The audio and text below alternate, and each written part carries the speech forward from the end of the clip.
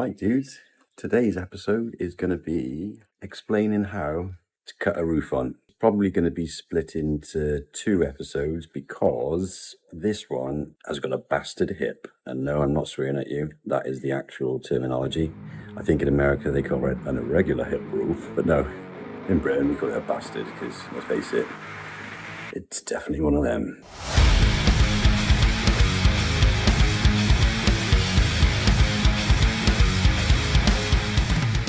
So yeah, I'll probably break it down into 2 episodes. One for the common rafters, setting all that up, and the next one to explain the hip and the jack rafters because they're a bit different to normal, but you'll see that when we get there. So yeah, first things first. Here a good space. I've had a good old tidy up today. Got my 4x2s for my wall plate material on the trestles, yeah. So first things first, I've measured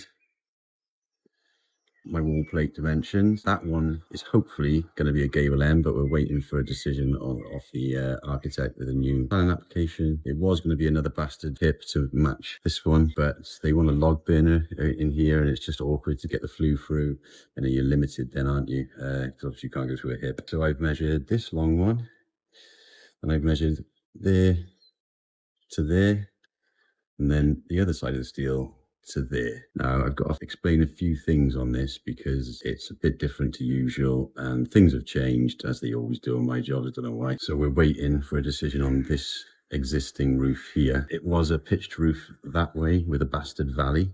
Saying that word a lot today, and I try going that way. But I've actually explained. So what that actually means, sorry, is the pitch on this roof is different to the pitch on this roof when it wraps around. So that's what that means. And yeah, we're waiting on a decision now because we want to turn this into a lean-to and shoot this straight across. So everything's changed from when I originally set out these steels, but it shouldn't be a problem. I'll get around it with some trim work when I'm doing the finished carpentry. Yeah, so that's the first job. Measure your wall plate lengths. The next job is to look at how straight your timber is, and in typical fashion, to apply the sorry, excuse my French. So I definitely need 2 nice long straight lengths because these are 4.8 and I've written it down somewhere. I need 8.742. I've selected my 2 straightest ones.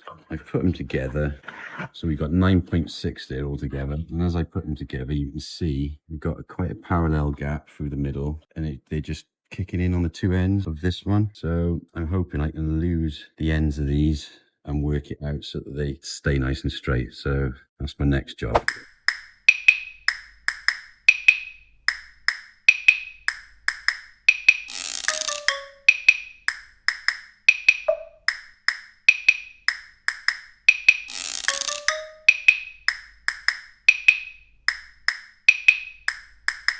So straight away from that Timelapse, you can see a bit of confusion. 2 lengths ain't going to do it because it kinks like a banana at 3.6, and there's a little bit of a kink on this one. So I added them 2 together and it doesn't work out long enough for 2 lengths. So I've divided it by 3 now, so we should definitely get nice straight length. So I've divided, where is it?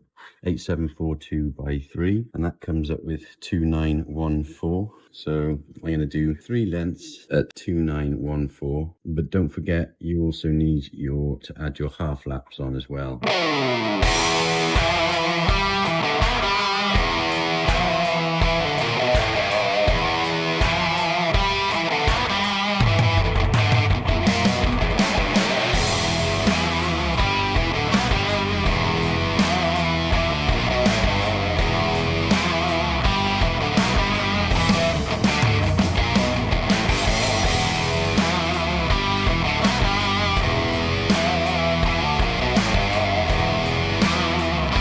So that's timbers cut for my longest length of wall plate. So obviously, I don't know if you saw the tiles, but you always square your ends. It's just good practice because you don't know if that's square or being cut square when it was delivered. So always square your ends. And then I wanted to achieve the overall length of 2.914 for each one. So we've got a half lap your timbers by the width of your timber. So this one is for starting in that corner there. So this will eventually have a half lap going across that way, but that's the overall length. So I started my 2.914 measurement from there to there, and then that's my lap added on. So that's the first one. Then the middle piece will have 2 laps on the ends, and then This one's got the lap on that end and the square cut on that end. And you might be wondering why I'm using one of these mad things, handsaw.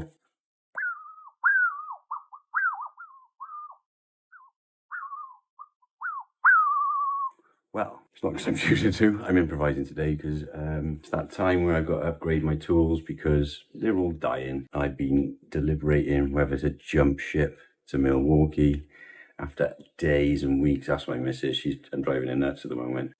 I came to a decision. I can't afford to swap my entire cordless range out in one hit, so the roof was coming up. So I thought, let's just get the roof essentials first. So I'm excited. Today should be, and I've warned my missus, if she misses the door when DPD arrive, I'm going to be highly strung when I get home. So I've got the rear handled saw coming and the first fix nailer, because I can't stand the DeWalt first fix nailer. It's just horrible. It's enough to drive you mad. So yeah, got them two coming. So today we're improvising. So we're going to do these half lap joints, old school, with a saw, and it's not that old school because I got my trend router there, and I'm going to do the laps with the trend router. Sod cutting it with these because they don't like ripping, do they? Right, so next job is to cut the other twos, and sod's law, have a look at this. Don't know if you can see it on there, but that is twisted to hell. So these were only shorter lengths, but it looks like I'm going to have, oh my God. They're rocking like hell. You'll never bed that down nice and flat. So I'm going to have to use the straighter offcuts from them and do these in two pieces as well, even though they're only small. So bear with me.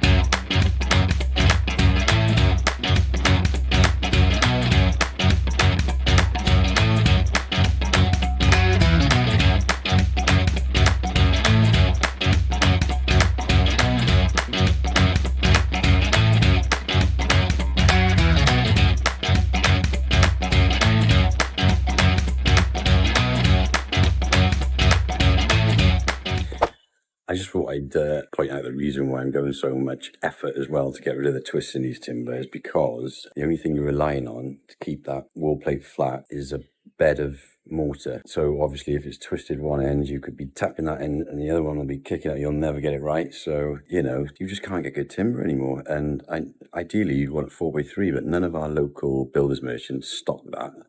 So it would have to be an online special order, and for a few lengths of timber, usually the delivery charge is extortionate. And if you were buying bulk, maybe, but you know, for the odd length or two, you're probably paying more for the delivery than you are for the timber itself. So it's not really viable. So we'll struggle on with this. And yeah, you're probably thinking, oh, you could just put a fixing in it, but I've tried that, especially with thermalites. What you'll find, you can do it with solid concrete blocks and bricks, but with the thermalite blocks, the timber's stronger than the block. So you try and pull a twist out of a piece of timber down onto a thermalite, you'll either pull the block completely off the bed or you'll just crack the block, and there's not really any easy way around it. So I find it better just to make your wall plate as flat and straight as possible. If that involves making a couple of half lap joints, then it's no biggie really. So that's just me, I'm fussy. Ugh. But I'm the one putting the roof on, so that's why. So yeah, next job now is to start marking out our laps. Oh, and yeah, you know, earlier on I said I've got to improvise with the handsaw and my router. Well, for one, I didn't have my chop saw because my van's in the garage, so I couldn't get it in my other vehicle, which wasn't a problem. And then grabbed my router before I left the house thinking, oh, how else am I going to do this half lap? Bloody cutter was blunt as a, whatever. And it was a nightmare, so I thought, you know what? For the sake of waiting till Monday to get my nice new Milwaukee rear handle saw, then I got on with something else. I think I fitted the rest of the cavity closes. So we're back to the way it's supposed to be done. So this is the first piece I'm going to half lap. We want an overall length of 1920. So on the one piece you measure 1460 is half of 1920. So 1460 to there, and then you plus the width of your timber onto that piece, and then the piece that's going to get lapped onto it, you measure 1460 to there, the end of the timber, and then you offer them together and you strike that shoulder line through there. That's the first thing I'm going to do. Then you want to square your shoulder around and then sort of finger gauge the center, and then we'll call this the A cut, and then this one be the B cut. So you want to do your A cuts first on all your timbers. We will be taking out that and that. So I'll set the saw to the depth of that and cut these half laps now. So once you've done the both cuts, it should look something like that, nice and flush on the top. I've just got to do a load more of these now. There's a couple of ways you can do it. You can set your depth on your circular saw, obviously, to the depth of your cut, and then do a load of curve cuts that way, and then knock them off with your hammer, and then par it with your chisel to get it flat. Or you can use your circular saw if you're brave, but if you're a beginner, I wouldn't do that method if you're a beginner, because, well, it's just a bit dodgy. But, yeah, you could circular saw that way as deep as you can, turn the timber over, do it again on the other side, and then finish off with a hand saw. So I'll probably do that on the next lot. That's basically it. So I've got a pile over there to finish off, and I will get back to you. Oh yeah, and a little pointer when you're screwing these up. You can glue them if you want, that's absolutely fine. But I don't think you really need to, but I might chuck some glue on there. But when you're screwing them up, hold them against a nice long 6-foot level, so you know when they're screwed together, they're perfectly true. So I've got all my wall plate half laps done and screwed. That's the super duper long one for the front. Lovely and straight now because we've taken all the kinks out of the timber. Another one here, and this is half laps ready to go around that corner there. So now I'm just gonna bed this on now, so that tomorrow it'll have set and I can start thinking about setting up my wall plate against the house then. Right, so I'm just setting out the levels for my wall plate, and this is the tricky bit that I was trying to explain earlier. So basically, because this roof is going to come off, obviously that was a gable end. I've taken it down to this point, which is level with the existing wall plate, but we want to shoot our wall plate through. Obviously, these are in a slightly different position because it's got a smaller cavity, which means if this steps forward, our bird's mouth is going to be deeper. So we got to think about that because you're only allowed a third of the timber. Look, that's probably the most I can get away with. You know, it's pretty much all fully supported. I'm going to have to think of a way of getting straps on this somehow. But yeah, that's 25mm further forward than that one, which means that'll have a deeper bird's mouth to get the same pitch. It's not going to change too much because it's only 25mm forward. So basically what I'm going to do now to get my level, this, I don't know if you can see that last course of block, I've had to pick it up a bit because I realised we're going to have to try and get up to this. So at the moment I'm ever so slightly lower than this wall plate, but I didn't want to do too much of a fat bed. I can pick up the next couple of mil on the bed under the wall plate. So what I've done, obviously we've got this steel in the way, so normally I could just chuck it on the wall, my laser, but I've clamped a block of wood and fit my laser. Can you see it there? I know this is higher than my new block work, so I'm going to set everything to a 10mm bed based on it being bedded on here. So this will just need a slightly thicker bed. So what I've done is I've set up my laser to this. I've marked that block height there. So what I like to do is shim out the underside of my wall plate to get it all at the right level, and it gives you a guide when you're bedding your muck on. So what I'm going to do now is work out. So from there I'm going to minus 10mm for my 10mm bed. So obviously the underside of my wall plate will be 10mm higher than that mark there, which means you've got to move got to move the laser 10mm down, if you get what I mean. My God, I hope that makes sense. So that's what I'm about to do now. I will go along the whole thing now, putting shims on until I get that solid beep on my laser. So just to demonstrate so it's less confusing. So I've marked 10mm below that original mark, and I've labeled it underside, so I know that's the underside of my plate. That's my first lot of packers, and to be honest, it's quite big. It's 10, 15, 18, 20mm. And if I chuck that on there, solid beep. So I am tempted to reduce the bed on there because I've chucked my level across there and it's pretty good. So I think I might reduce that to a 5mm bed. A bit risky, but worst comes to the worst, I can always plane the underside of that a couple of mil, can't I? So it's no biggie. So I think I'd rather have just a 15mm bed on here than a 20. So I'm going to move my laser up in between those 2 points now to 5mm. Okay, so now I've reduced it to 15. and it's spot on now. So I've just got to literally continue that process all the way around the building, probably do it every 900 or so, just to make leveling this wall plate easier.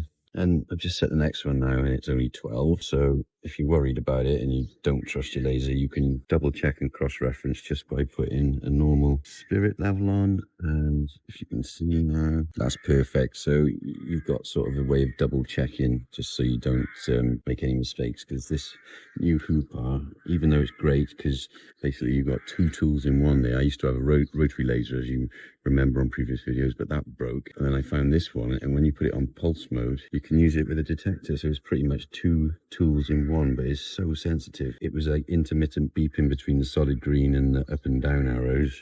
So just double checking when you think you've got it right with the level is probably just to be safe. So I've shimmed that. That's all perfectly level now. So that represents the underside of my wall plate. What I like to do, I forgot to do it while I was going along, is just put a mark and count up the packers. So I got a 5, 8, 9. So we got a 9 there, and then I'll work my way along and label them all just in case, you know, the wind picks up and a couple blow off or they get knocked off or whatever. So just so I don't have to risk losing my datum, I'll just make a mark, and that's an 8. So yeah, I'll go along doing that all the way. So I've marked all my numbers, finished with the laser now. So I'll take it off, but I'll leave this set up with a screw in just in case we need to double check anything later on. So now we've established our wall plate heights and level. What we need to do now is see if it's parallel off the building. Okay, so obviously this was set out perfectly parallel and square to the building at ground level, but you can never assume, judging by the render, whether it's going to be the same up there. So what we need to do, probably millions of ways to do this, but I like to do things so I can see it, not via maps or anything like that. So I'll show you how I'm going to do it, and hopefully you can follow it. So what I'll do is I get a length of the rafter material. I use one of these. They're really handy because you can use them as a guide for your circular saw. I know that on the drawings, this is specified, this section, as 18 degrees. So to start with, what I'll do, so I'm going on the degrees scale here, and I've gone to 18. Don't get caught out because these stand for 2 degrees, not 1. So it's 18 degrees to the top of there. All I do then is, it says mark seat cuts along here, so that's for your seat cut, and then this is your plumb cut. So I just chuck it on, use that as a guide for my circular saw. It's as easy as that, really, isn't it? Get the perfect cut. So I'm going to offer this up now. I've set my mock wall plate in the right place there. So I've plumbed up on the face of my block work, because that's the accurate side, isn't it? So work from the face. I've plumbed it at both ends, and I'm going to offer the end of this against that wall so the plumb cut seats nicely. Drop the other end on the dummy wall plate there and mark the intersection where it touches the back of the wall plate there. Okay, and I will double check then with my angle finder on my phone, check that it's 18 degrees or there or thereabouts. So that's what I'm going to do now. So that's my spot there. So that pencil mark is where it intersects the back edge of my wall plate.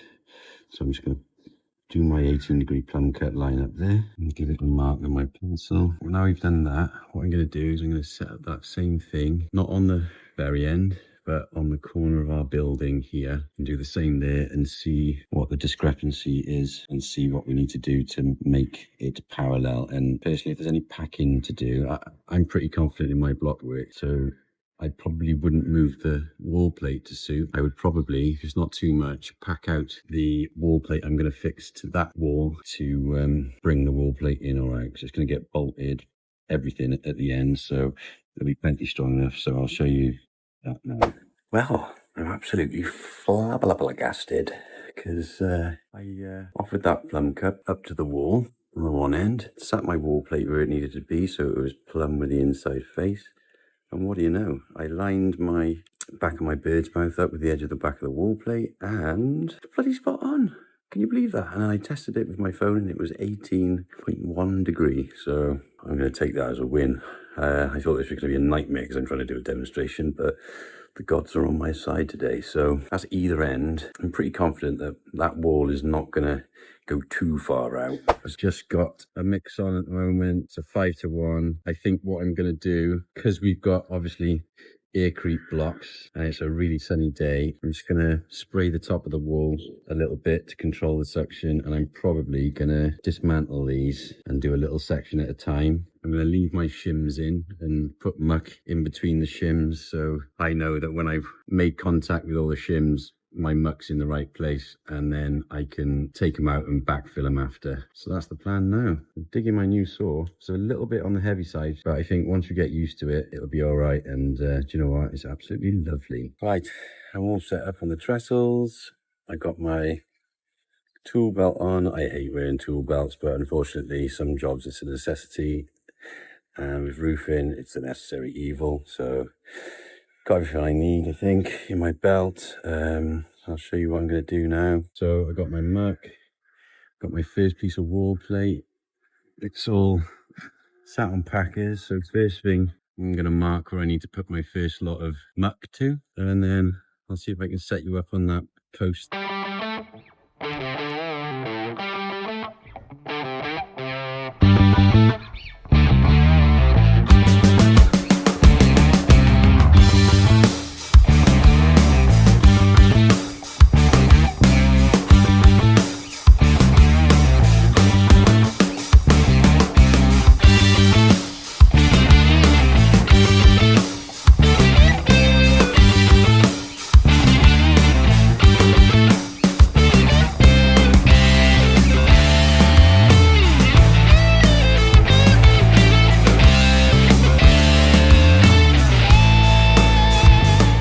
Right, that's the wall plate all bedded on, nice and level, nice and straight.